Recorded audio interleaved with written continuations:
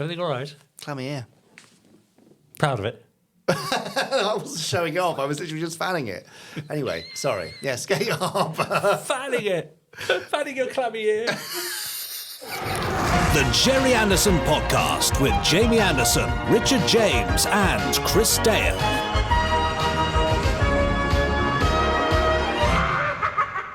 Hello. Well, because you've stopped saying pod numbers, I'm going to say pod 303. Does that mean I've got to go and watch the other 302? Yeah, if you want to watch this... You want to be a proper fan. If you want to be a proper podstron, then Yeah. you must have completed the previous 302 missions, also known as podcasts. Anyway. Great. It's the Gerry Anderson Podcast. Jazz hands. Richard James. Jamie Anderson. Yeah, slow down, because I've got to put the tune. Oh, sorry. That's it. Right, that should be enough. Jamie Anderson. Chris Dale. Chris Dale. Oh, Hi. oh, wow. It's quite unsettling. Well, he is. He has been described as that. So, Yes. Chris, it's his Twitter unsettling. bio, actually. Is it? Yeah, quite unsettling. Yeah. Yes, we've got all the usual stuff coming up for this week. We've got Fab Facts shortly. Yep. Second part of Chris's interview with Kate Harbour from Check. Lavender Castle, Yes. amongst many other things. Yes. We've got the voice of the Podstrons and the Randomiser. Oh, yeah. That's all there, isn't it? Is that it?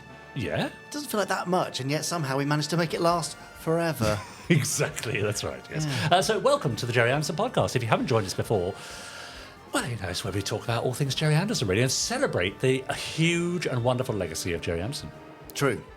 We go right back from 1955-ish until 2005 and up to now, really. That's right, So yes, exactly it's right. quite cool. I mean, just a couple of weeks ago, I was in the studio witnessing something new happening in the Gerry Anderson universe. Yes. That was exciting. Yes. So, you know, things are moving ahead. How was the coffee in the studio? Was it all right? It was very strong, Strong. Yes. Okay, well, that's how we like which it. is how I needed it. to be Yes, honest, no, fair enough. you know. But yes, well, I hope you enjoyed that little Yeah, it was great. session. Yes, can't wait to talk about it more. In due course. In due course. Oh, yeah, I'm not going to say anything about it now. don't do it now. First Action Bureau. Don't what? you? What? So What happened there? naughty.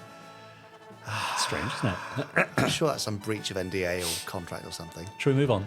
Fab Facts. Yeah. Now, time for this week's Fab Facts.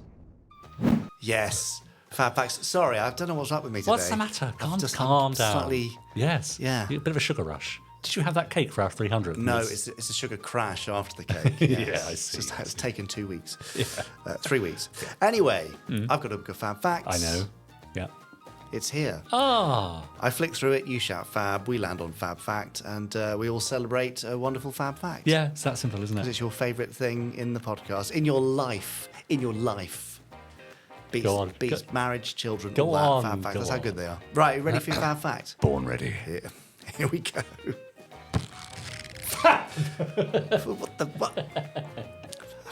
Was that You the were going word? at quite some speed there. I know, but it sounded like you shouted something else. Anyway, got this one. Yes. You'll like this. Oh, will I? This one starts, Richard. Oh, right. It never ceases to amaze me. How does the book know? When it was written, the book how was did it written know that by I was... a person. Books don't write themselves. But You're an author. But you I know might this. have been ill. I might not have been here by now. Richard. Yes. Thank Fab you. Facts book. Don't talk to the book, it's weird. We've often talked about how many of Dad's shows seem to predict the future, like this book does about you. Yes. Yes, we have. In terms of technology, Yes. haven't we? I'm not sure if I should be looking at the book while it's talking to me. Look at me. Oh, right. Goodness me. Yes. Well, Yes. here's another to add to the list. Okay. Featuring a less known but much loved by those who do know it title Yes. from Dad's roster, 1969's Journey to the Far Side of the Sun. Or Doppelganger. Oh, right. To some. Also 1969. Also, yes, weirdly. Yeah. The story concerns, as all of you will know, of course, the discovery of a planet in the same orbit as the Earth, but located on the exact opposite side of the Like it. Sun, Like it. making it invisible from Yes, Earth. that's right. The film famously featured the sets, costumes, and vehicles, and even some of the same cast members of the TV series UFO, twisting and turning its way to a dramatic conclusion. It is dramatic. No spoilers here. No. Not before making several predictions as to how we would all be living our lives in the future. Oh, yes. Firstly, Right. prediction the first. Yes. Prediction number 1. The cardiometer wristwatches that several of the characters wear correctly predicted the widespread use of fitness watches nearly 40 years after the movie was released. Yeah, good. I'm wearing one right now. Yeah, excellent. Filmed at the tail end of 1968, this film, like admittedly many others at the time, predicted video phone calls. Sure, yeah. It would take another half a century before one-to-one video calls became a practical reality. Yes. In fact, Dr. David Parker, former guest of the podcast and former space exploration director at ESA, said that was incredibly accurate in terms of how ESA is run now. These sort of international video call things. I see. Yeah, very similar. Anyway, but perhaps most disturbingly, Journey to the Far Side of the Sun came with an ominous warning to one of its stars. This is taking a depressing turn, possibly. Go on, yes. Patrick Wymark was a popular television and film actor of the 60s, featuring in classics such as Where Eagles Dare, The Champions, and The Battle of Britain. Nice. Early on in Journey to the Far Side of the Sun, Patrick Wymark's character Jason Webb can be heard complaining of heart trouble. Right. Sadly, Wymark really did have a bad heart. He died suddenly in Melbourne, Australia, just a year later, aged 44, of a heart attack in his hotel room. Wow. It's the curse of God. Journey to the Far Side of the Sun. Yeah. In recognition of his career, Wymark View, a road located in his hometown of Grimsby, is named after him. A sad story, no doubt. Well, no doubt. No doubt it is. But another example of how certain actors, and particularly those associated with the worlds of Anderson, really do leave their mark. That's true. Well, gosh. Thanks, Fab Facts book. Bit of a bombshell. That's bleak. Yeah. Wow. Suppose we're all going to die one day. It's the Existential Threat podcast. Yeah. And that brings us to the end. Of this week's Sad Facts. God, I think I might throw that book in the bin now. Crikey, it's a real downer. We can't have that, can we? No. What other deathly predictions do you know of, Podstrons, from the worlds of Gerry Anderson? I mean, it's just... Yeah. I don't think there are any other curses attributed to that particular production, though, are there? Not that production, no, but I mean, Space Precinct. Were there? Is there a Space Precinct curse? No, I don't. Certainly in terms of people's careers afterwards. Yeah, they get stuck hosting a podcast for 6 years. Has it been 6 years? Well, it must be, mustn't it? Yes. Nearly. Yes. Gosh. Yes. Yeah, maybe by the time we're sat in our seats at the Birmingham again for Standby At the Fraction 2, Birmingham, yeah. at the Birmingham, Yeah. that might be about our 6th year anniversary. Yeah, probably will be. Gosh, anyway, I can't get over how depressing that Fab Fact was. No, sorry about that. Shall we move on? Yeah. We're going to move on to something a little lighter. I hope so. It's It can't the get much second part. worse. Second part of Chris Dale's interview with Kate Harbour. Oh, well, that's going to bring some much needed joy. Ray of sunshine. Rays of sunshine, the two of them. You finish? Yeah. This week's guest's first taste of performing was imitating characters from The Muppet Show when she was 4. Her voice acting career includes working on BAFTA-nominated and award-winning shows including Timmy Time and Aardman's Shaun the Sheep series and movies. She has provided multiple clocks on Chicken Run, Dawn of the Nugget, but she's known to Ander fans for her work on one of Gerry's later series, Lavender Castle. It's Kate Harbour. Kate, thank you ever so much for coming back to see us again to talk more Anderson memories Pleasure. on the Gerry Anderson podcast. We touched a little last time on Lavender Castle. How did that come about? How were you hired for that one? Well, I think because I'd worked with Jackie Cockle on Okie Doke, I think she was with Cosgrove Hall at the time. Potentially, I can't remember if I think it was 97 that I did Lavender Castle. Was it? Yeah, sounds about right. And then it I would think have been it's shown about a there. year or so later. Yeah. But anyway, I think it was the connection through Jackie Cockle, and so I got an audition that way because they'd said, oh, you know, Kate can sort of do a few voices. Why don't you get her in to do an audition? So I came in and auditioned. Gave them what they hopefully wanted, and it stuck. So yes, So very when lucky. you absolutely, yeah. When you did the audition, was it you knew you were going up for Leica and Walking Stick, or did they present you with a sort of more generic script? No, I think usually they present you with, if you're lucky, you get presented with what we call the Bible, and so you get the full story, the world, and what it's all about. Yep. But for me, as a visual learner, I absolutely love the drawings and the designs. So I think they did actually send... Oh, the Rodney Matthews designs. Yeah, that was absolutely beautiful. And I couldn't... But I mean, this beautiful character, Leica, with all those beautiful colours, I just thought, oh, yes, please. Oh, how gorgeous. And so I did that, and then the walking stick was there, and I just sort of played around with some ideas. I try not to go all out and go, right, this is the voice. I get a sort of feel for it. Yeah. To be flexible, because when you go into the audition, you're tangented off. Yeah. You're, try this, try that. How about this? And then you can offer up some other things. Yeah, because if you turn up with just one idea in mind and there's like, okay, we don't want that, what else have you got? You're in trouble, aren't you? That's it. Yeah. Yes. Well, we've got a clip actually to show you of Lavender Castle, both brilliant. Leica and walking stick in action. We were rescued by Captain Thrice and joined him as part of his crew. I was made the ship's doctor. Now we've joined Captain Thrice in his relentless search for Lavender Castle. Yes. Oh, I love flying. That's how I got my name. You see, Leica's the name of a butterfly. For some reason, I always seem to end up flying with Sproggle. But that's all right, because he's my favourite member of the crew. You see, Sproggle's an orphan, and I suppose I tend to mother him.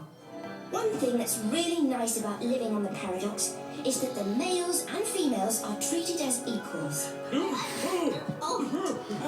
That's not strictly true, Leica. But Captain, you treat Walking Stick as an equal. Yes, but she doesn't treat me as one. I simply said that you need someone to prop you up. Now come on and don't miss a touching. So some Don't miss a touchy. lovely characters, some lovely animation from Cosgrove Hall, and of course some lovely voices there. So how long did it take you to record the whole series? Was it all done in one batch, or was it sort of staggered over a I period? think generally they probably do about 3 in a day.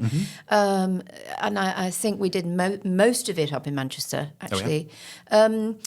But yes, but it's really lovely to see that clip actually, because she's introducing herself, and obviously I think that probably was used in the audition to she's very forthright, and she's nobody's fool. Yeah. And she's exciting, but she's also quite kind. Yeah, it's quite a departure from some of the sort of slightly more damsel-y Anderson characters that we've had in the past. Yeah, she's got a lot of gumption about her, and certainly Walking Stick has. Oh, yeah, Walking Stick's got a lot to say for herself. Yeah, she has. She was a lot of fun to voice, actually. And in fact, I think there was another character that I voiced in there, which is based on a theme of Walking Stick in this sort of old kind of fashion, and she was old lady. I found a clip of an old lady. Yes. Dr. Agon has disguised himself as an old lady who's ill in bed. Yes, I know the one you mean. And yes. I absolutely loved doing that. That was hilarious. I had full reign to just go nuts with that, which is great.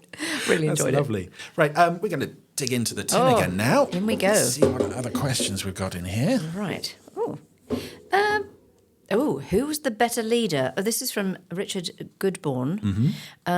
Who was the better leader? Captain Thrice, Bob the Builder, or Shaun the Sheep? Oh, that's a difficult one. They're all great in their own way. They're all great in their own way, absolutely. I would probably say Captain Thrice. Yes? Yes. He's got a clear plan. He certainly does, yes. He knows what he needs to do. Let's put Absolutely. it that way.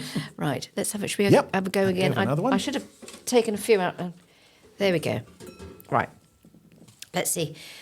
Lauren J. Gradwell. Simple question. How did you get into the voice acting industry? Well, we've sort of covered for that answer, revisit the previous edition of the Gerry Anderson previous podcast, Pod 302. Oh, there we go. That was good. We're getting through these quite quickly now. Simpsons clips. Uh-huh. What was it like to voice Leica when you were doing a certain Lavender Castle? What was it like to voice her? I loved her.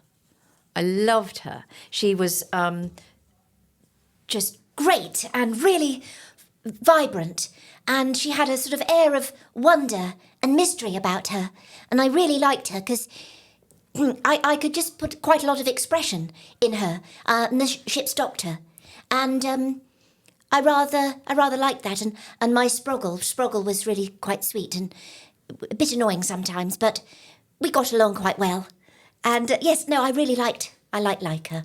It was great fun. So the character is still right there. Yes. Yeah. But of course, that show only ran for one series. I know. Which is such a shame. Yeah, it was a shame. Was there any talk of doing any more, or would that have been a conversation you weren't have been part No, of? I think there was a discussion. I was always hopeful, of course, because I just thought, oh my goodness, it's such a fantastic piece. Yeah. It's McKinnon and Saunders, isn't it? Yes, who did doing the puppets, yeah. Because, of course, that's Chris Bowden, who I work with, and Chris Taylor. Who is an ardent listener of this podcast. Yes. Chris Bowden, hello. And absolutely loved working with these guys, and it just everything all about it was just wonderful. I thoroughly enjoyed it. And I just think that, yes, it's a shame. I don't know. One never knows with these things. It's often the money. Yeah. The sort of investment, timing, all sorts of things can happen, can't they? And it's such a shame. But who knows? Maybe there would be. It would be there in the future. My understanding is that it's currently tied up in a million knots of copyright and control and so on. But I mean, as I said last time, that is one of those shows that's just slightly after my time. So I've never actually seen it all the way through. Right. Until I started doing this, Yes. watching an episode one a week, as we did together last week on the Randomiser sofa over there. Yes. And it's, every episode is just this nice little bubbly, happy little story. And they always leave me in such a good mood. Absolutely. And the lovely little characters. Sir Squeak a lot in there. And Dr. Agon was hilarious. I mean, yes. And what was Rob's character? Isambard. Yes. Is that right? That's the Scottish one, isn't it? Yeah. It was great. and Roger, yes. Yes, but all of the... yes, Roger as well. But all of the characters were just wonderful. But all of the cast, I felt very at ease with. Yes. But wasn't it so beautiful, though? I mean, it really did. It really... I don't think there was anything quite like it at the time in all of its colour palette. And yes, I mean, I'm a bit of a... I do like sci-fi. Yeah, that's fine. I remember watching... what was it? Buck Rogers. Oh, yeah. Buck Rogers, for goodness sake, and Battlestar Galactica. That was a bit before my time. Blake Seven, a bit before my time as well. But, yeah, I did have a fascination with sci-fi. Yeah. And... other That's worlds. What we like to hear, yeah. And I still do. And it's one of the great things about Lavender Castle is you look at those pictures that Rodney Matthews drew and you thought, those are beautiful. There's no way you can realise those on the screen. Oh, we'll just give them to Cosgrove Hall and McKinnon and Saunders, and suddenly it's all there. They'll do Straight it. from the page. Yes, they are it's amazing. Incredible. I'm big fans of them. But speaking of sci-fi, we're going to go back to an earlier Anderson production. Yes. And another of your favourite Anderson characters. This one has a bit more to say for herself. This is good old Lady Penelope. Oh.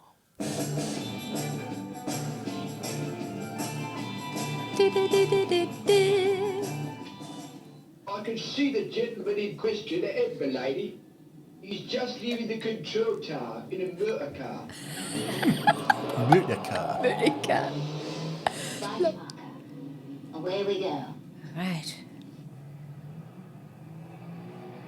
I just love the cars. Yeah. They're just brilliant.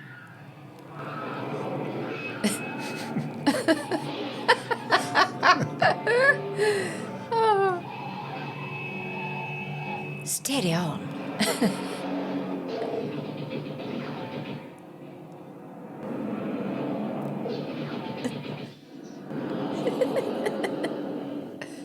He's got a good start on us, lady. Yes, I can see him down below. My guess is he's making for that motorboat by the jetty. So, Lady Penelope and Parker in action in the first Thunderbirds movie. Was that something that, again, appealed to you as a little girl, the idea of this seemingly ordinary, well-to-do woman going out on missions, being a secret agent, and as we saw in that clip there, being sat in the back of the cool car telling the men what to do. Yes. Yeah, I couldn't put it better myself. That is absolutely right. She had such an air of wonder about her and glamour. Oh, yes. But she just absolutely knew what to do and what to say. But she had this lovely little sense of humour, didn't she? I don't know. There's just something really lovely. It's quite sort of Joanna Lumley-esque. Yes. Isn't it? But yeah, I really enjoyed her character. I think strong women are always they're good in my book. Yeah, she's iconic and rightfully so. And again, we've had more than one female guest on this show saying, "Gosh, I'd like to play Lady Penelope." Yeah. So we'll need to get you all together. I'd love to go to a party with her or something. Yes. Do you know what I mean? Yeah. And then she'd sort of say, "Well, hang on, Parker, come on, we've got to go. Got to sneak out from assignment. Got to go. Yes. FAB." I'm doing it a bit too Joanna Lovely. Oh no, that's good. That's a good take. I've actually recorded some of her yesterday. I recorded a few little sound bites, which I'll probably send to Jamie because I think he'd find them funny. Yes. Oh, yeah, please do, yes. So speaking of more recent stuff, there was a sequel to Chicken Run released over Christmas. Yes. You have worked on several Aardman productions, including much of the Shaun the Sheep TV series. Yes, indeed. And Timmy Time and the Shaun the Sheep movies. Yes. So how did you get involved with Aardman? Was it, again, a progression from what's gone before? It just will have started with an audition. And... yes, just going for it. And can you emote with this sheep? Can you give us several takes on this yes. sheep? My sheep ended up being Timmy's mum, and I love that. I went in and did a lot of library, as we would call it. So they didn't get me in on each episode, but I would come in and do a whole load of emotes. Yeah. And this latest series, though, I've done some other bits and bobs on it. Lexi the Afghan Hound, Stash the Squirrel. And that was really nice to work to because you're working to picture. Yeah. So you're offering up your thoughts and your ideas in these specific noises. Is that something more or less challenging than having actual dialogue, just to do a whole load of reaction noises? For me, it's the same. Oh, yeah? Because you're thinking the thoughts and you're offering it up. You do that with a line as well. Yeah. So it's the same thing for me. Fantastic. Well, we have a clip here from the second Shaun the Sheep movie, Farmageddon, in which you played the villain. Oh, yes. Whose name I can't remember. Agent Red. Agent Red, that's Yes. the one, yes. Having a spot of bother with Shaun and his friends. Yeah.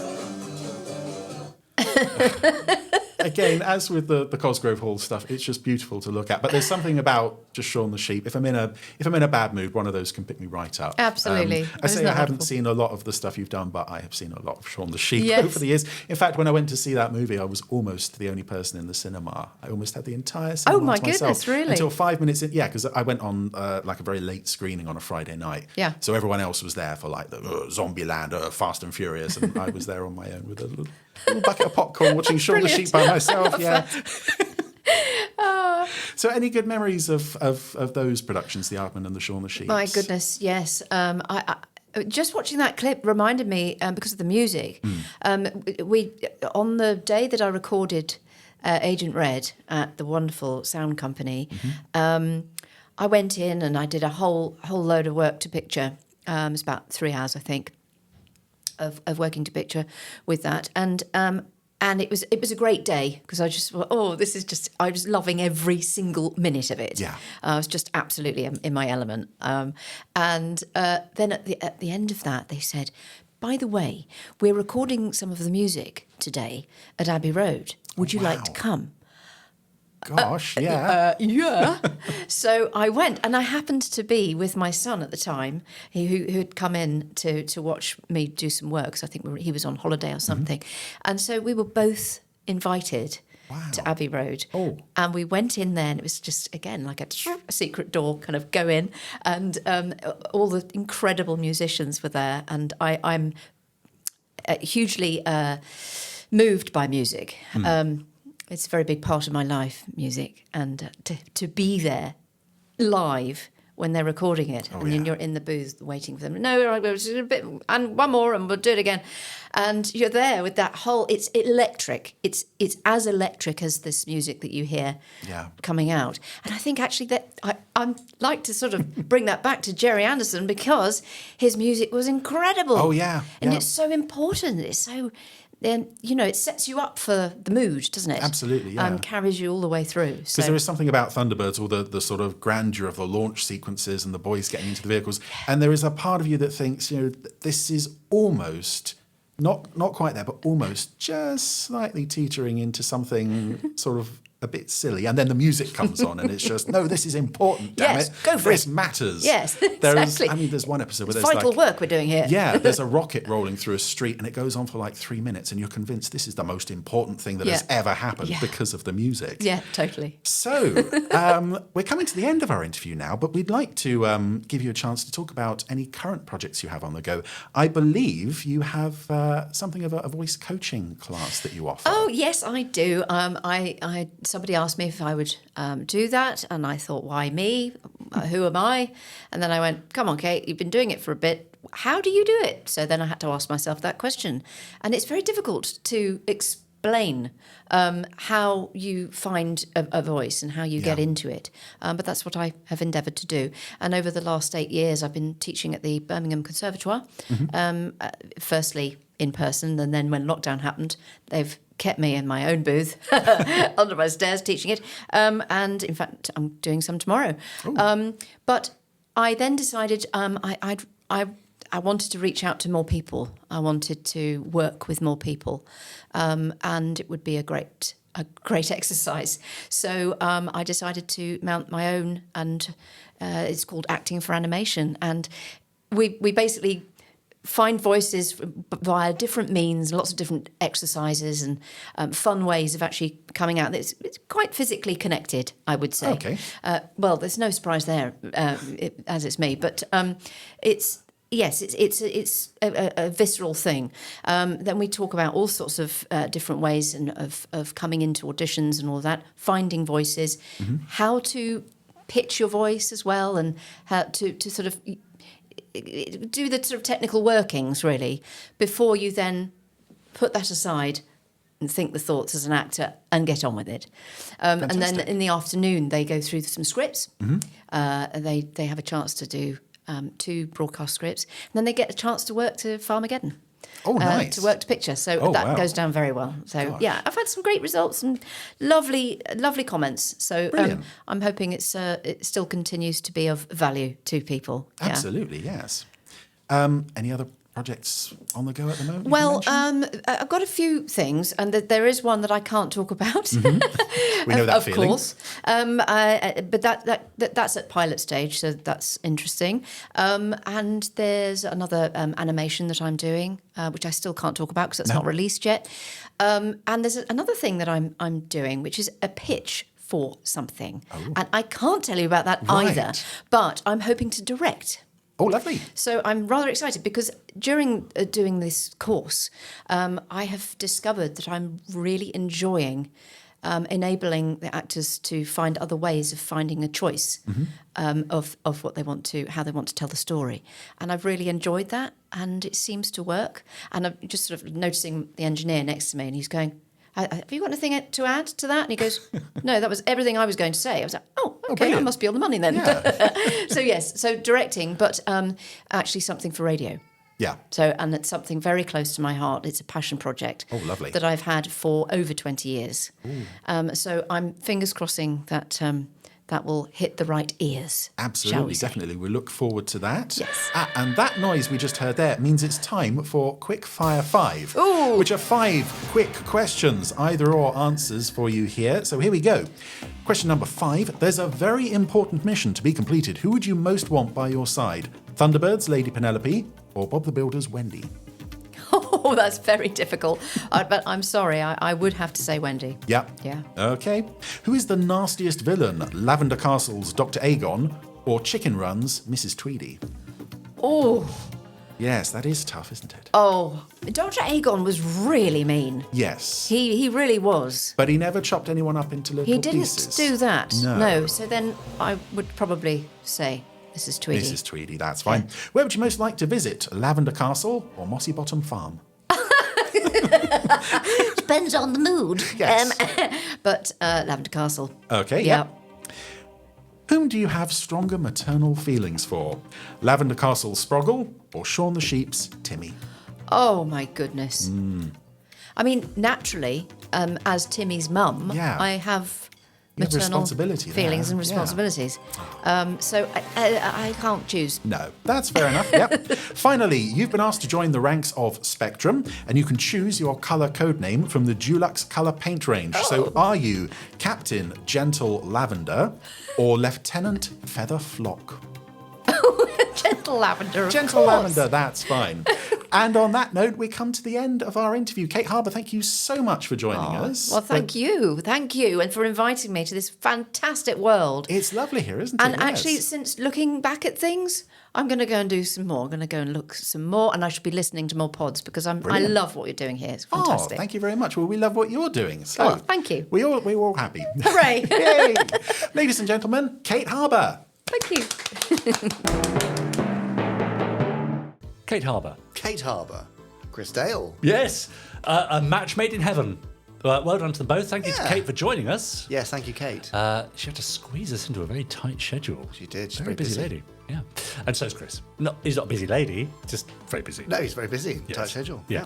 However, there are plenty of people who aren't so busy that they can't take a moment out of their day to send us an email. Well, thank goodness, because if they were too busy, they probably then couldn't listen to this podcast. That's so right. Thank you, Podstrons, for listening. Yes. Oh, that's who you're talking about, isn't it? Yes. Right. And they've written some emails. Would you like to read them out? I'd love that, Would you like to help me read them out? Yes. This is the voice of the Podsterons. Hello, Richard and Jamie. Hello, Benjamin. Benjamin, writing in. Yes, apologies for not writing in for a while. It's all right, don't worry, you're busy. You've got a very packed schedule. Oh, fair enough. I was going to admonish him, as you probably noticed in the stern look on my face. But all right. You've gone, yeah. I've recently been building the Thunderbirds model kits, which I got for Christmas last year. Ooh, nice. Fair enough that he hasn't found the time to write in then. Yeah. So far, I've made Thunderbird 3, the big scale Thunderbird 1, the Thunderbird 1 launch bay, and I'm currently working on Thunderbird 5, which is incredibly annoying. Oh. As it has electrics and a motor function. Oh, yes. It grinds my gears, pun intended, trying to get it working. Oh, yes, ouch. I just wanted to ask whether Bachmans, who produce the kits, will produce any more models in the future if they have the license for any of the other Anderson properties. I'd love to see a Stingray or an SPV from them. Keep up the good work, and I hope everyone at Anderson Entertainment are having a good 2024 so far. Regards, Benjamin. Yeah, So nods around the room okay. about 24. Yeah, it's fine. Yeah. Bit of a slow start in many ways, A but bit of a comme ci, comme ça, is it? pardon? A bit comme ci, comme ça. Like this, like that. Yeah, that's French for, Like that's this, all like right. that. Yeah, but Literally French for like Yes, this, like I know. that. Yes, it's been a bit like this, like that. Yes. whatever. Anyway, Benjamin. Yes. Oh, I'm not Benjamin. Not you. Bachman are very secretive about what they're up to. So I actually don't know. You actually don't know? Yeah, we literally ask them all the time, hey, what's coming next? We'd love to... Yeah. No, it's all top secret. There's sort of like it's like Fort Knox over there. Is it? Yeah. I like it. Yeah, so... It's a bit comme ci, comme ça. It is a bit like, yeah, rude. Okay, moving on. Yes. I've got an email from Gerry Martin. Gerry Martin? Gerry Martin. Right. Yeah. So, what? why did you do that weird emphasis? That's strange. Anyway, hi, Jamie, Richard, and Chris. I'm Hello. a fairly recent convert to the podcast. I thought he was. Well, thank you. Yeah. I find it fascinating, and it's fueled many memories of my childhood. Oh, that's nice. That's what we were kind of here for. Sort of, in many yeah. ways. Yeah, And certainly part of it. new stuff. I remember watching Fireball XL5 and Stingray, but it was as a 7-year-old in 1965 that I watched the pilot episode of Thunderbirds. Right. Wow. Living in Liverpool, this was on the Granada ITV region, Oh, yes. who split the episode into 2 sandwiched either side of the early evening news. Oh, that could work. I didn't know that. Yeah. I watched the first part in awe. This was the most exciting TV show. Which is a little village just outside Liverpool, right? No. Sorry. He was in awe. Oh, yes. This was the most exciting TV show ever. I would normally have to do my homework after the news and had to negotiate with my parents to watch the second half. Oh. Gosh. Yeah, that's good. From then on, I was a true Anderson fan, enjoying all the subsequent shows, collecting all the Dinky toys, the Airfix Angel Interceptor, etc. Now I'm retired. Makes sense, passing of time. I've been reliving my televisual youth. Good. I discovered the Legend channel, formerly the Horror channel, which screens classic shows from the 60s, 70s and 80s. In the past 2 years, they've shown UFO, both seasons of Space 1999, together with Doppelganger / Journey to the Far Side of the Sun. Right. Timely on our Fab Facts. Absolutely. They show many other classics, mainly American, like Time Tunnel and Mission Impossible. Oh, yeah. Although The Prisoner also got a look in. Oh, nice. It was watching an episode of The $6 Million Man called The Ultimate Imposter that made me curious. In it, a man called Joe receives information from a computer directly to his brain, which enables him to carry out tasks he would not normally be able to do. Hello. Do I smell a rat or a big rat? Good. You smell a big rat, I think. Yes. Possibly there. Keep up the good work from Jerry Martin. Thanks, Jerry, for writing in. Jerry Martin. Yeah, Jerry thanks. Martin, yes. Yeah. Interesting. Very interesting. I don't know what year that was Later. produced or... Certainly, that's mid to late 70s. Oh, is it that $6 million late? Man. I thought that might have been... yeah. I think, yeah, sure. So maybe they nicked it. Maybe in the 80s. Anyway, yes. Yeah, it's probably past I the still love it. statute of limitations now. So Yeah, that's right. Yeah, can't sue great. them. Excellent. Yes, all for now. Rather shorter post bag this week, as you Yeah. may have noticed. It's small. What happened to the letters that They've yet to make an appearance. they haven't arrived? Oh, well. Maybe next time. Yeah. Yeah. In that case, it means we can transition more rapidly Yes. to Chris Dale's amazing randomizer. Oh, yes. Let's hope it isn't com si com sa. So, Kate, thank you for coming back to the Randomiser sofa. After last week, you pulled up a Lavender Castle episode. I'm not sure you can top that this week, but if you think you can, Let's press see. the button whenever you're ready. So, we're not going to get Lavender Castle again this week. Anything else you're hoping to see? Yes. Yes. Something sort of spacey. Spacey? Something? Now, Kate, this episode is one that a lot of people absolutely hate. Oh. I personally adore this one. Oh, well, that's so all right thank you ever so much for bringing up today's episode of Space 1999 on the Randomiser. It's the Beta Cloud, or Beta Cloud. I don't know how the title is pronounced.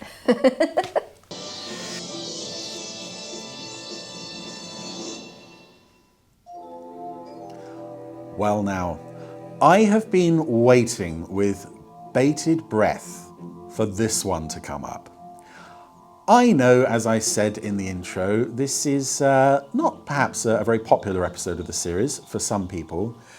For me, this is not only one of my favourite episodes of the series, this is one of the most entertaining hours of television ever filmed, in my opinion.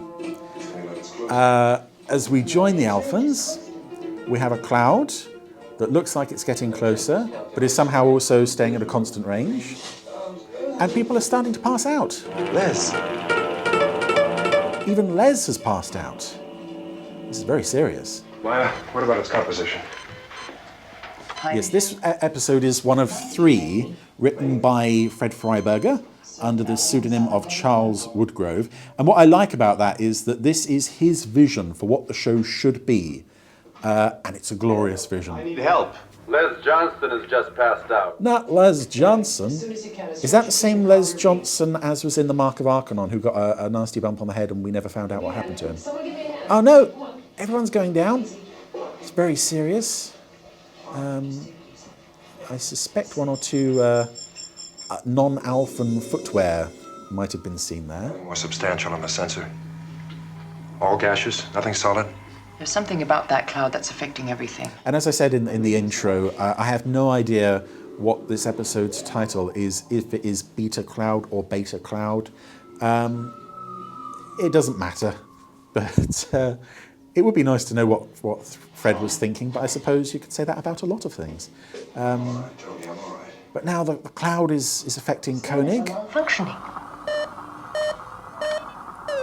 And sensors erratic. Some of the extras are looking a bit peaky. John, people are passing out all over the base. Oh no. We think we know the source. And Koenig's out. Someone. John? It's a cloud, Helena. It's a cloud. Oh, it's a cloud. It's a cloud, all right. Definitely a cloud. Yeah, Koenig is down. That guy is down. Not that guy. What are we going to do without that guy? Oh, it's all gone to custard as Koenig passes out. And all over the base, other people are passing out as well. We're left with very few characters this week, which is fine because the characters that we are left with are just great. There was a Glenda Allen in bed there. Oh no, that might be her standing up actually. Glenda Allen is in this room somewhere. Nick Tate is there. Oh yeah, that is Glenda. And loss of will has incapacitated most of our personnel. Oh, everyone's feeling really depressed. I don't know why some Alphans are in the sick bay. I suppose most of them are confined to their quarters. Like this knockoff Paul Morrow. Alpha barely operational.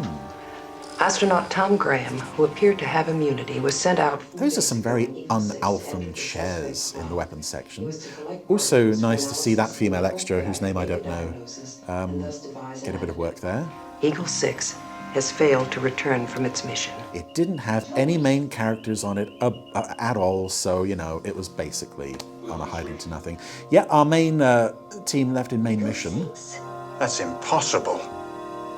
Eagle 6 would have exhausted its fuel 2 days ago. But that is Eagle 6. It's the beautiful dialogue in this episode.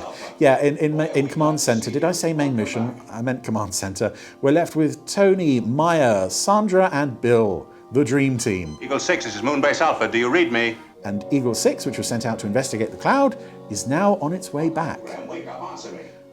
Pilot Graham, asleep at the wheel, I guess.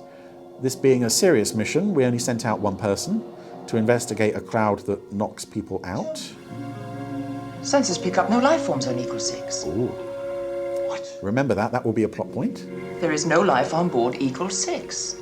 And I kind of want that made into a t-shirt. So, with Tony in charge of the base, you know this is going to go well. Let me talk to John. I'm in over my head already. Helena, Eagle 6 is right over our heads. That's great. Negative.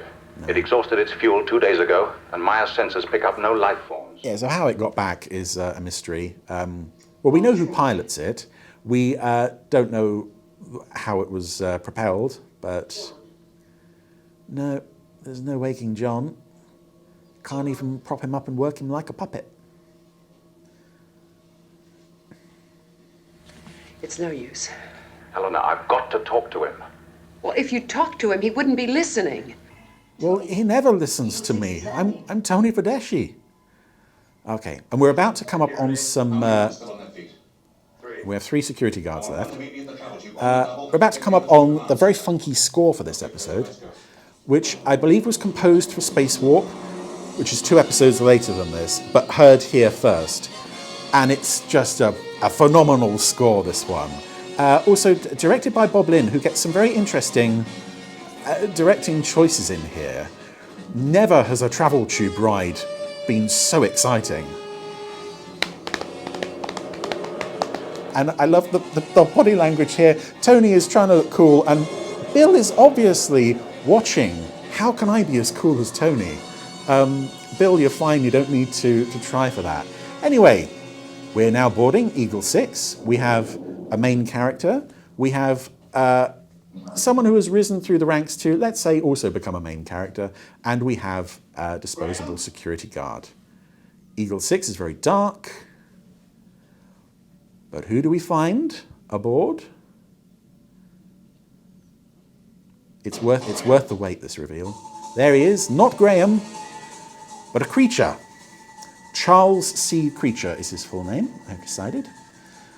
Played by Dave Prowse, aka Darth Vader. So, he flew the Eagle back, somehow. Who are you? Charles C. Creature, I just told you. Knowing his name isn't going to help.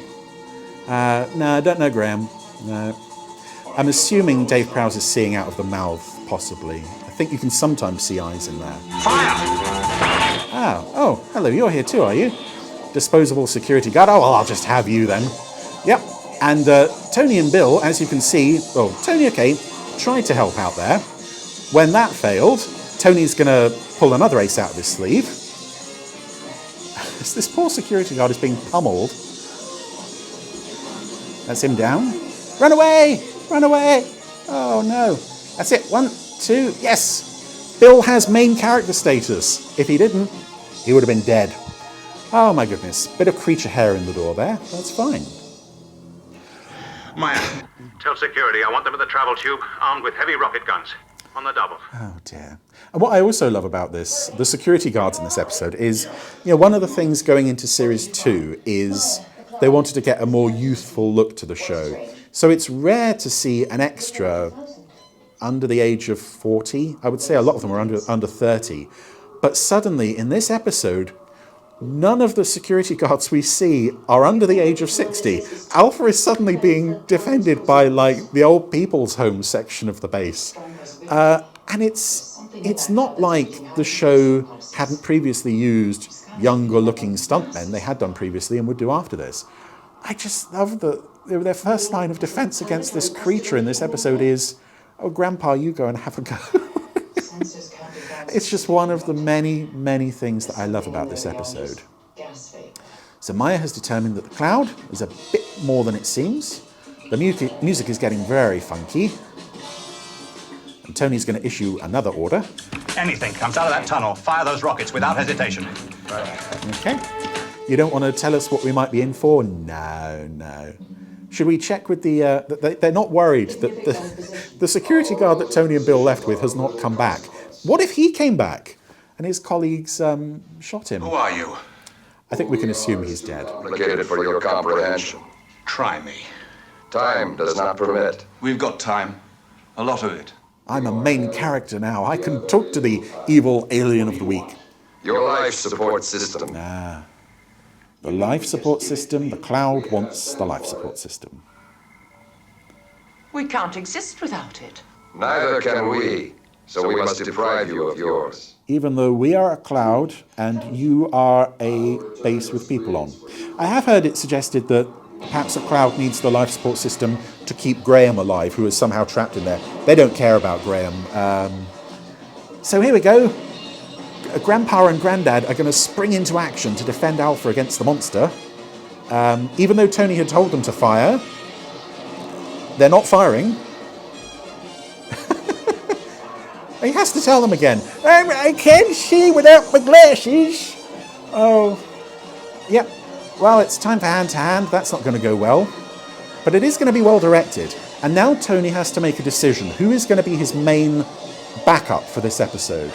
Okay, the two of you, get down to medical center. He's got a choice of Sandra, who is terrified of absolutely everything and is probably useless in a fight, Bill Fraser, who is basically a clone of Tony, or Maya, a hyper-intelligent alien super genius who can transform herself into a super strong 10-foot dinosaur monster whenever she feels like it. I've got some good choices here, but I think we've got to stick with Bill. We're gonna do something. It's not going to save them, but we're going to do it. Yeah, I just love that Maya gets rejected. But, we have to keep Bill around. I mean, it's great because I like Bill, but I love Tony's thinking. It's like, oh, Maya, you could be useful, but you got those ovaries. Computer. And here we go. As of this moment, all doors are non-operational. Tony's latest step in defending the base, locking all of the doors and making sure only he can open them. Die on request. No. It is not our intention to be violent. Even though we'll see later in this episode, his voice override is not always needed. Come on, guy who looks like me. We're going to go and sort everything out like real men. No, we're not. Run away. You don't hear Tony say run away, but I figure it's implied here. Particularly as he's always the first one out the door. Run! Oh, bless. And I just adore this monster. It's a fun costume. I kind of wish they hadn't reused it as much as they do. But I love that Dave Prowse, whether intentionally or not, stupid clipboard, manages to infuse the poor creature with a bit of character, a bit of pathos. I'll just go somewhere else then. That's fine. I was going to raid the command center. I'll go somewhere else. It's fine. Split up here. What about life support? He'll head for there. And if it reaches it... You're the next most disposable character. You go there. Set up a defense. Right. Right, okay. Tony is going to go check in with everyone else, leaving Bill on his own. The voice of the cloud is actor Mark Smith, who, I think that's his name. His way. But if we don't help him, we'll all be dead. I'm sorry. It's classic. Yeah, even Maya can't summon up enough confidence in Tony's abilities. Yeah, actor Mark Smith, he was later seen on screen in the compilation movie Alien Attack, and he was in quite a few other things as well. Computer to lock all doors. That was very stupid of him. In particular, he's in Hitchhiker's Guide to the Galaxy, playing one of the police officers opposite Matt Zimmerman. And the reason that Landau and also Bane Yeah, John.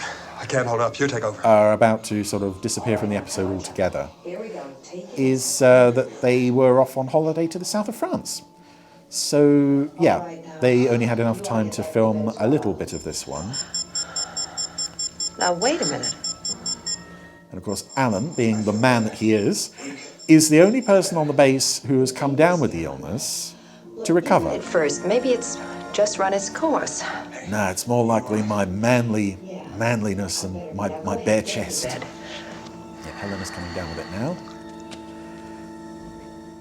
So we just got to hold out till we get on that beach in the south of France. What's Tony's latest wheeze? Tony, what's the situation? Desperate. Well, yeah, that goes without saying, Tony, but I mean, you know. Where are you? I'm in Tech Lab 5. I'm trying to get it into the vacuum chamber. Does it know you're there? Apparently it does. Uh-oh. I got in trouble. Hey, Tony, don't take any chances. Well, if this works, maybe I won't have to take any more chances. Well, I'm sure it's going to work well. All of your other plans have been A1. So there goes the creature. I never understand how the creature knows where Tony is at any given time. But it is, you know, very much that this creature is Tony's nemesis. And I quite like that they are very evenly matched in that regard. But if he can decoy that thing into the vacuum chamber... Nothing can live in a vacuum. Except some space creatures that we've met that can. Well, then you will have to help. But it's an absolute last resort. Hyper-intelligent alien genius who can turn herself into a super strong 10-foot dinosaur monster. We want to keep you in reserve. You know, your plan H. Oh, hello. I was looking for you. Fancy meeting you here. So this is Tech Lab 5, is it? And it would be, to a certain extent, it would serve Tony right if the creature just went beep boop, closed the door. We are coming up on one of the greatest moments of the series here, though, where Tony Ann Holt picks up a fire extinguisher, throws it in the direction of the monster, it hits him in the crotch, and you hear...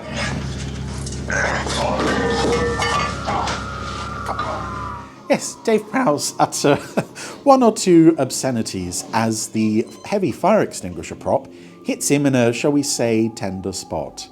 And I love that Tony Ann Holt has an expression on his face of sort of, are we still rolling? Was that a cut? Because I think he swore. No, we'll leave it in. That's fine. He's under sedation. Oh, dear. That's great. I'm sorry, Tony.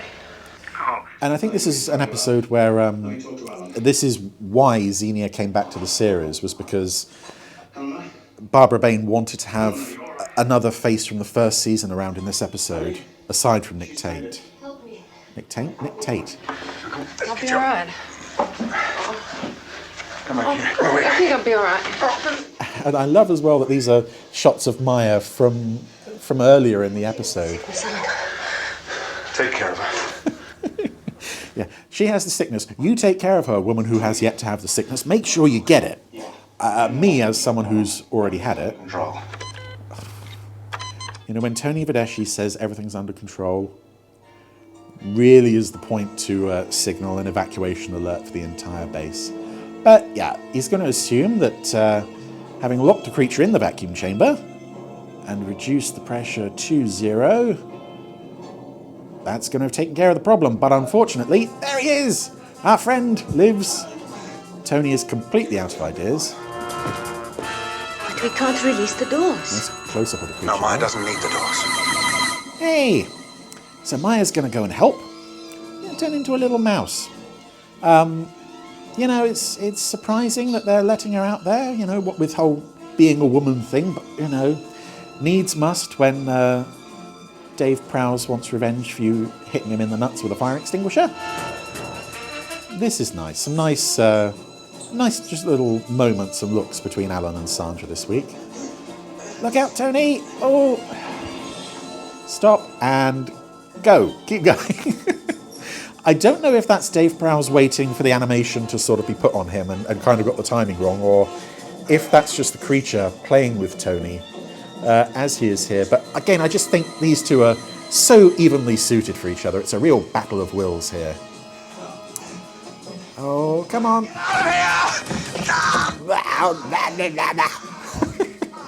Oh.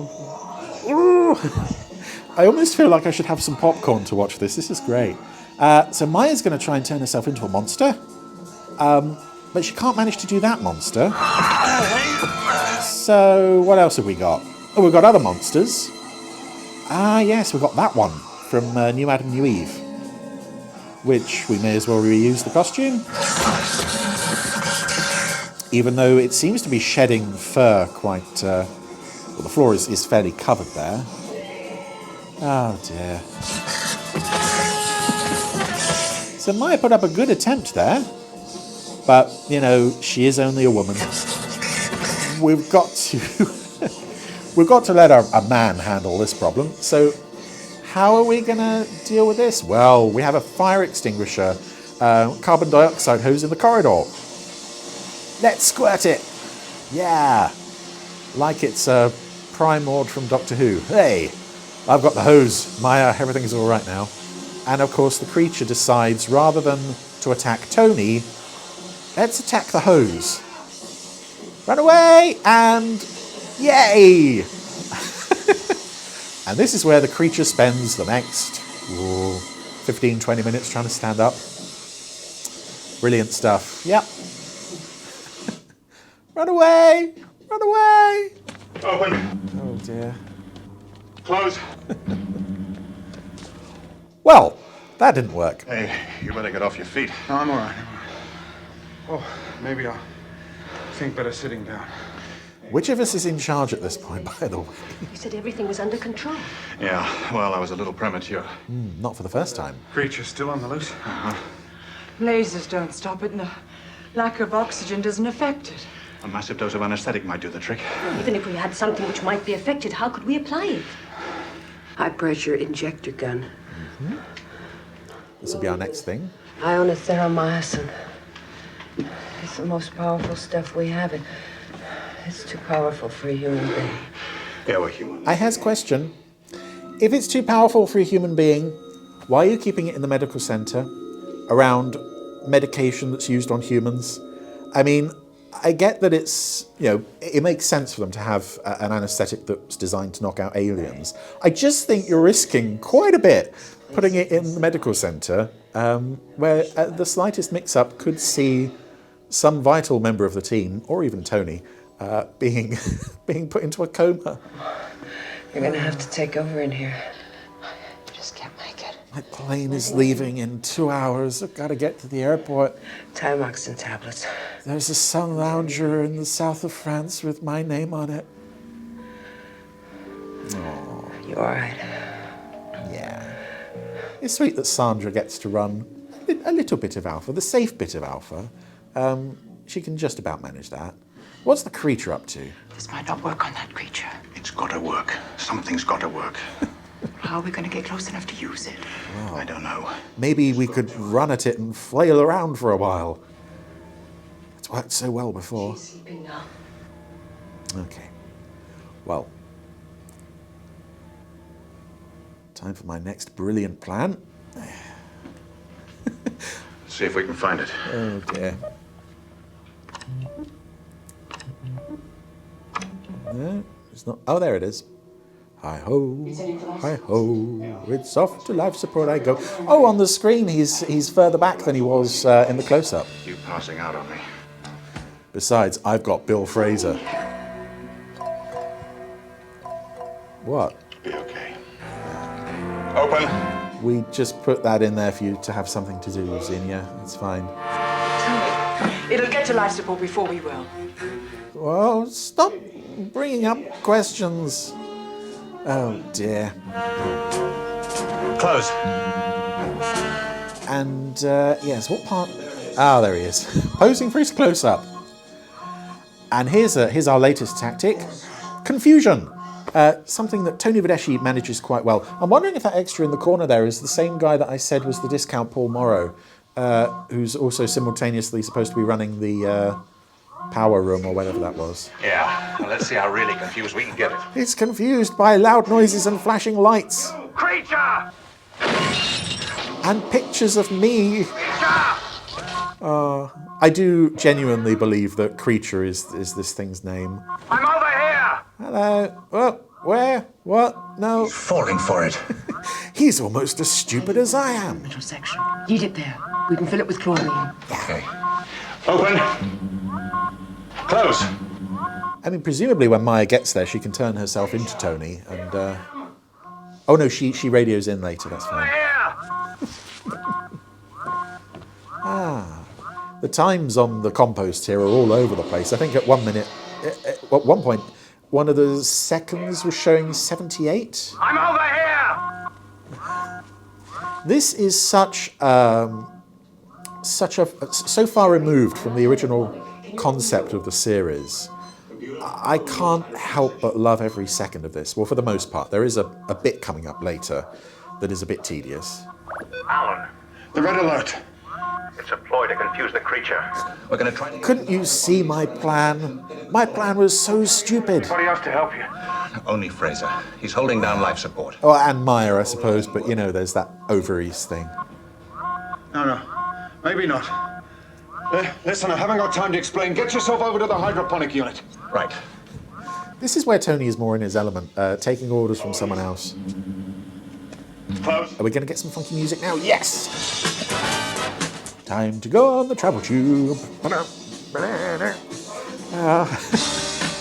It's so silly as well to have the whole open-close thing. I know it makes sense to a certain extent. A little bit, but... Fraser, I want you to set up a heavy-duty electrical barrier across the approach to the life support. I'm not qualified, Alan. I wouldn't know how to do it. Me neither. Listen, San's the expert. I am? I thought I just sat in command centre looking scared and pushing buttons. Bill.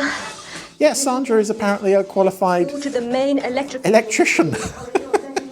Which is great, but hey-ho. All right, son. Also of note there, that's not John Hugg's photo on the comlock. That is...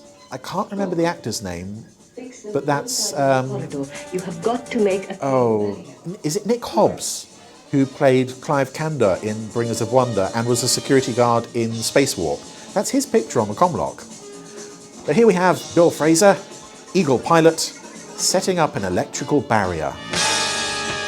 It is the funkiest setting up of an electrical barrier that you will ever see on television. Barrier! Bill is building the barrier. And the creature's just plodding around. Yeah, nice to have a reminder that he's still in the story. All right, son. Good, Bill. There should be some cable rolls on the bottom shelf. Cable rolls on the bottom shelf. HT15. HT15. When you get there. More details when he gets there. Yeah, this music is for the fight scene in Space Warp. And it works well there. I mean, I love the fact that it's here. But it's just so... mundane activities, yeah! Oh, yeah.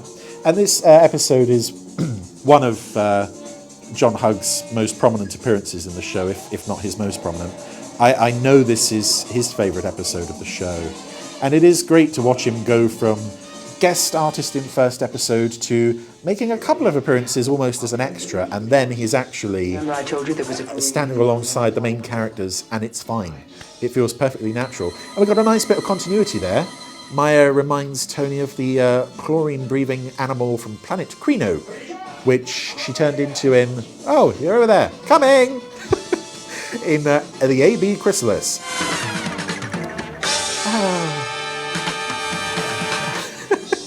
It needs the what's that western? Is it the Good, the Bad and the Ugly theme? Yeah. Why was Creature here though? Creature just happened to be passing. He's taking his time wandering Alpha. It's doesn't matter to him what time he gets around to picking up that life support system. So, Maya and Creature are alone in the chlorine. All the other plans have failed. I'm sure this one will go very well. Tony, of course, is on the outside supervising. The chlorine isn't having any effect. Oh. Listen, could she get close enough to hit it with that anesthetic gun? Oh, I don't know. I should have mentioned that to her before she went in there. No, Tony, stay where you are, will you? Listen, you get in amongst that chlorine, you'll kill yourself. And that will not help Alpha. Oh, I don't know. Couldn't hurt. I'm okay. Again, that's also continuity with the AB Chrysalis, because Alan... Be okay, but if you don't stay off your feet, you will have a real... was nearly killed by chlorine. That's why the Maya Creature had to go and save him. Yeah, just put your manly chest next to my shoulder and... There you go. So, yes, a very different hydroponic from what we saw in the first series, but, at this point, why even bother comparing them? Oh, no! So,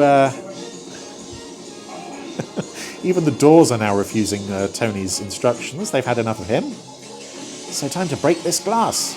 Come on, Maya. Time to go. A tactical withdrawal is called for. Also known as a retreat.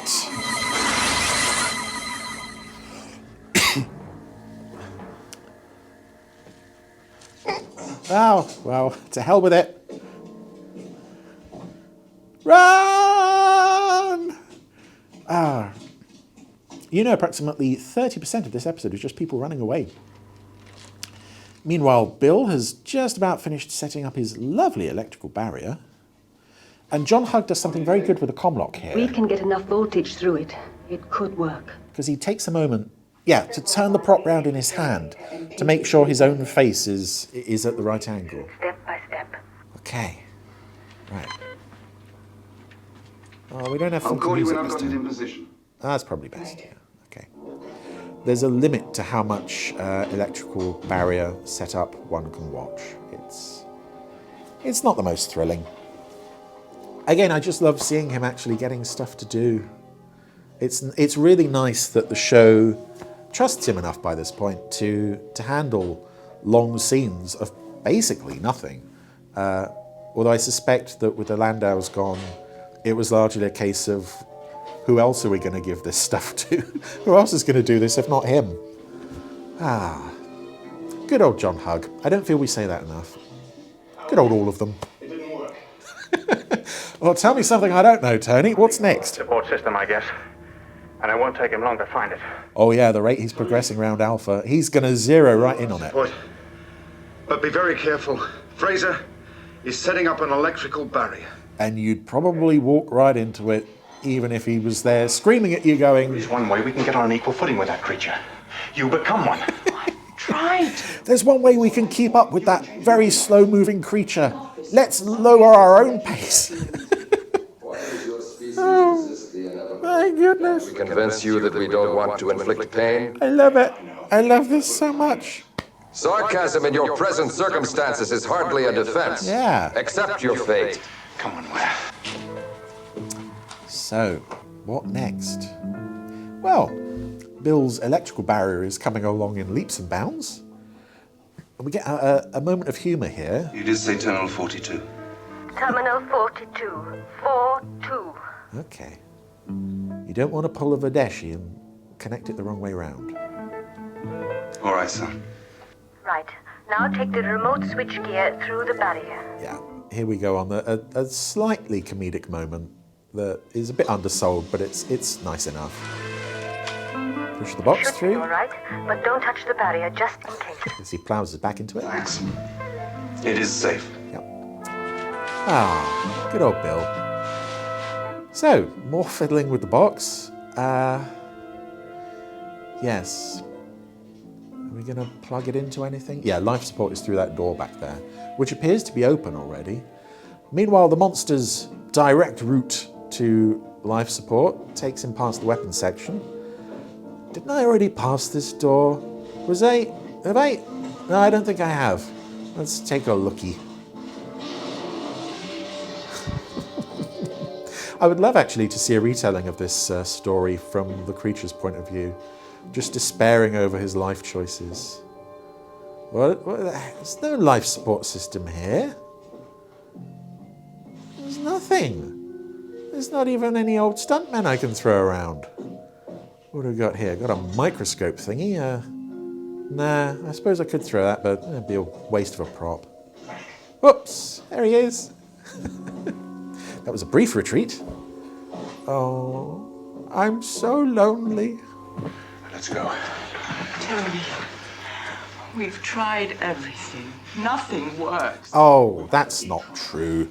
There are more terrible ideas from the Tony Vadeshi Terrible Ideas playbook. Nothing we've done has had an effect. This is quite uncharacteristic of Maya, though, to be the first one to break down. There is something we haven't tried. Although I suppose running around mopping up after Tony's disasters would train anybody.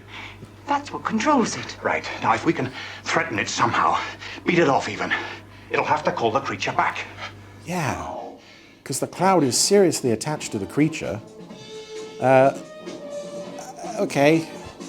Yeah, this is the part I said is probably my least favourite of Tony's many plans. When they start shooting at the cloud. Despite the music doing a lot of heavy lifting, this does feel like filler. Range 43,000. Elevation 27.3. And yet, somehow it does work. It does have an effect on the creature, I think, briefly. Go on. Here goes. And what do we find living in the cloud? Which, at this point, is just paint injected into water? Well... It's, of course... Stand out a bit, Tony. Okay, I've got a bit ahead of myself here. I'm just so excited. And I'm also very keen to get past this scene. Come on. What do we got? We've got a green glowing diamond. That must be its controls. This almost feels like the end of a video game. Like something like Star Fox. Elevation 27.7. You've defeated Andros, and behind his head is this diamond that you have to shoot. Yeah, this is... even the creature doesn't know what's going on at this point. And I don't really... I don't like to think that the creature is, like, controlled by the cloud. I prefer to believe that the creature has been hired by the cloud. That's a far more entertaining explanation. Oh no! The diamond went apart, now it's coming back together. The music is trying its best. It's not working. Don't shoot it again. Futility, Mr. Vadeshi. An exercise in futility. Okay. Well, just for that, I'm going to do it again. One on the left. Oh, now we have to separate the two triangles. 28.2. Okay, Tony, these are called right-angled triangles, Tony.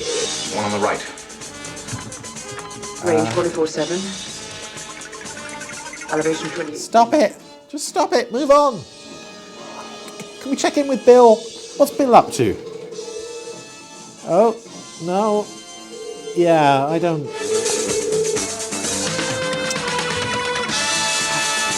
Come on. Get back to some more interesting things, please. I mean, I don't think at all that this is anything to do with the cloud. This is just the cloud messing with Tony. That wasn't like the centre of its brain or anything. Yes. And this is another life form in the second series that says, oh, we're not malevolent, we're not cruel. Oh, we're finally at life support. Whoa, don't shoot us. Dear. So. It is safe. I tested. Hooray. Am I glad to see you? Everything set? Yeah, but my bit to check it. I don't know too much about electrics. While the woman does the actual work. Stop it. Nothing else has. What I also like about this scene is they don't establish the geography, so it would have been so funny if after all of this work on Bill's part, the monster had just come from the corridor that was directly behind them and strolled right in, because there's nothing blocking that corridor. But I think we hear something. Okay. Okay, Maya. Turn it on. So we now have an electrical barrier. Circuit activated. Of our very own. Over here. Oh, let's protect those ovaries. Send in the man with the rifle. Yes, we're going to face the monster in order of expendability now. Yeah, Fraser may be a main character by this point, but if anyone's gonna take a beating from the monster first, it's got to be him. Oh, what's this? It's one of those electrical barriers. I've heard about these. Yes, nice workmanship. Who put this together?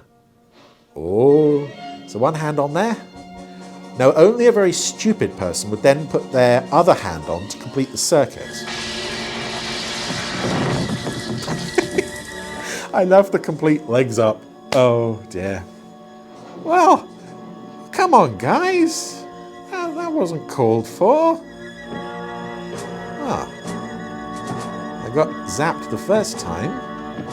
Maybe if I give it another go. I think, yeah, no, I've gone again. Oh, well, no. Oh, I'm down. I wouldn't want to be in that costume with all that fur and have it be on fire. Put me out, put me out. You could actually dub the Dave Prowse swearing from earlier over that clip as well. I can't imagine this was a very fun job. So, in this life or death struggle for our lives, everything has come down to this moment where we're making this one last stand. What's going on now? We're going to have a romantic moment. At the time I'd picked to say this. Say what?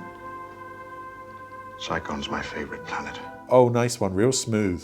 Psychon, which is currently an exploded ball of rubble. Okay. I love as well that Bill and the monster are just waiting for this to be. Sonny. Monster, could we deal with Creature over here? He's, whoops. No. Oh. After 3 or 4 more goes, I think I might have a plan here. Fire! Oh, yeah. Yeah, maybe if we put all of the plans that didn't work together in one big plan... How can any life form take that? They can all fail at once. Come on, put it together. Life form. Maya can change into life forms. Tony. Wheels are turning. It's no life form. Ah. Oh, yeah? When Eagle 6 came down, my sensor showed no life form. It's a hook to sort of render Maya slightly useless for this episode. I mean, he's, clearly a thing that she's seen enough of. I don't know why she can't turn into him. But it does clue us in. And for all the silliness, I really believe that this could be it.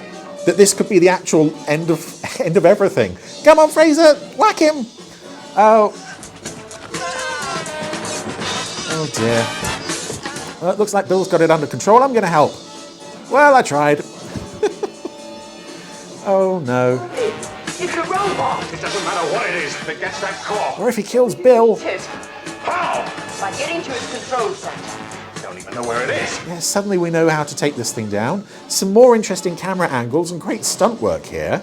I think that is clearly Tony Anholt doing his own stunt, and John Hugg as well, who's about to take another fall. No, Tony looks like he's having fun there, but that's it for Bill. He's out. Oh, he tried. Maya is... how's she going to get in there? Ah, okay. Going to fly inside his ear. Oh! Some very pained noises from Tony Anholt here this week. So, aside from a slight buzzing noise in the room, creature is now free to remove the life support system, which is in a completely different room to the last time we saw the life support system when Peter Duncan and Stacey Dorning were messing around with it. It's all up to Maya.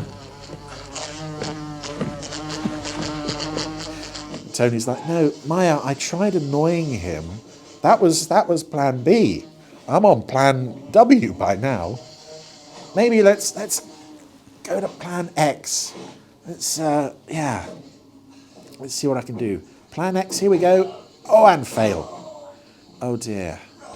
And Tony Anholt has got John Hug hairdo there now. Oh no, that's it. The whole thing is just a little cylinder. Bum bum bum bum bum bum bum bum bum bum bum bum. Temperature. And what's also great is I know I'm not alone in loving this episode, and I think it is a Marmite episode. There is a fan film, one of the earliest Space 1999 fan films, made by two French-Canadian fans. I want to say were like 16, 17. Made this wonderful, charming, stop-motion Space 1999 story with like Action Man figures and 1999 figures and toys and such, and cardboard replica sets of the base. With this story was the basic framework. Taking the core. No. Yes, he has. Yeah, of a creature coming to Alpha and stealing the life support, which I think again was also a tube. Somewhere in here there's a car logo, I think, in the creature's brain, like a manufacturer's stamp or something. So, Maya is now inside the creature's brain, not finding much of interest in there. I also don't know how she doesn't get herself fried while she's in there. Not that I would want her to be. But the cloud, because the creature is under attack, the cloud is also under attack, or I guess is retreating. It's like, well, maybe we'll go find another robot from the bargain bin, Tabor's bargain bin, while Tony slides over to put the core back in. The creature's trolley! Hate trolley! Oh dear. Yes, poor old creature. He was just too beautiful for this world. Paperwork! And oscilloscope. Well, if he's got to die, he's going to die killing his arch enemy. Tony Verdeshi, the one man who was a credible threat. You were a worthy foe, Tony Verdeshi. Oh, I've got a headache. And that's it. There goes the monster in slow motion. Oh dear. Charles C. Creature. We hardly knew ye. But what's great is presumably the body is, well, I would hope the body is still stored somewhere on Alpha. So if you want to do a sequel to this story, you just bring the creature out of hibernation. I don't really believe that they would have kept the creature on Alpha. They would probably jettison the body into space, but you never know. Stupider things have happened. Like 80% of this episode, in fact. Oh, poor old creature. It doesn't get any easier watching his body lying there. Just have to remember the good times. Really, that's all we've got at the end of the day. Just good memories of some good times we've had together. Watching It won't get up again. episodes like this.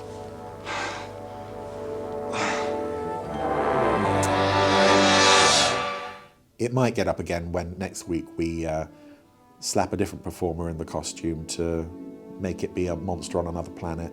Because, it was in Space Warp and it's in Matter of Balance, and I think it's reused the body part, at least, in Bringers of Wonder.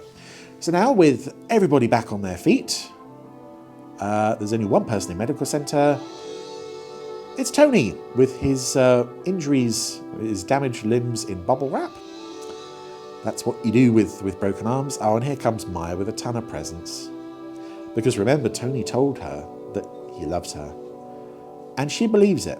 Because, you know, this is a woman who has suffered in her life. She lost her home, she lost her father, she lost her entire race. So it is, you know, when someone admits that to her, she takes it seriously. She believes them. She's very trusting. All of that's about to go for a skip out the window. Oh, I always sleep with my eyes open when I'm in traction. Oh, dear. What's that? Three-dimensional solitaire. Solitaire? Oh, you come to see me and I'm really cross. The other place was jumping with patients. They're all well now. Oh, good. What about John? He's assessing the damage your friend the creature did. My friend? Checking out life support systems. Well, what about Bill Fraser? He was bandaged up pretty good. Why isn't he in here with me? He only suffered bruises and contusions. And he heals much quicker than you do. Oh, very fun. And he lives with Anuska Hempel. Talking about friends, that cloud, is it still on the screen? It's disappeared. It's really eerie. Something. I love that nobody bothered to tell Tony that that everything was all right. He just woke up in medical centre and was like, well, no one's here. I don't know what's going on. The cards are played from one level to the next, like that, right? Oh, Maya, you know all that wild garbage that I handed you? Wild garbage. Okay.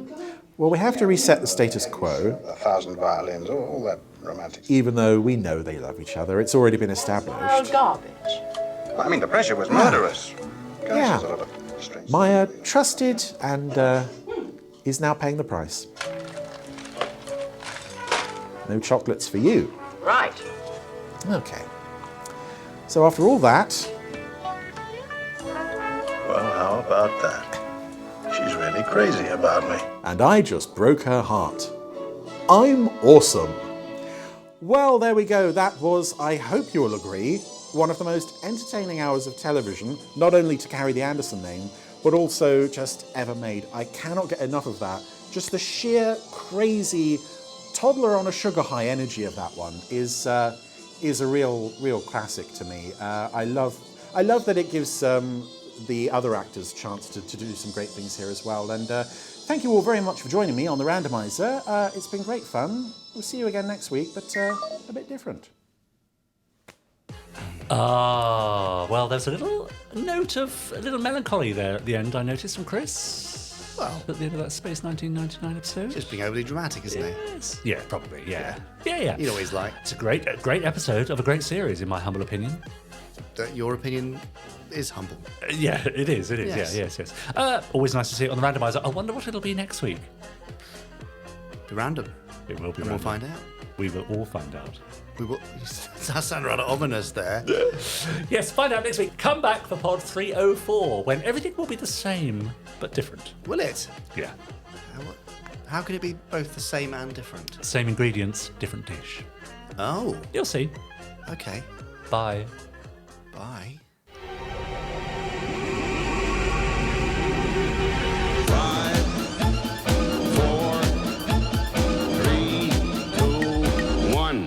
Let's get started.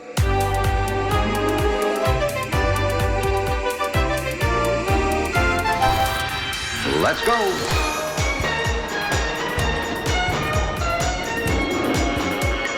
Spectrum is green.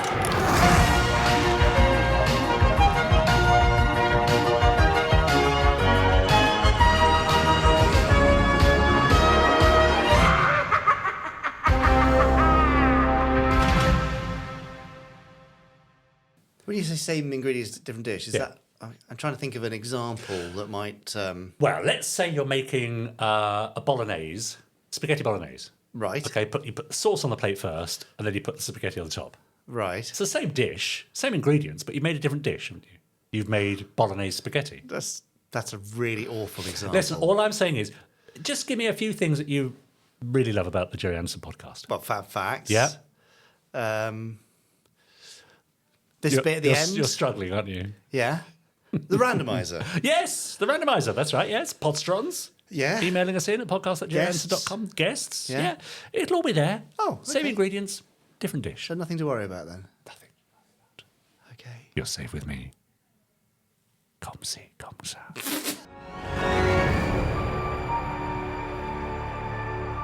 That was an Anderson Entertainment production.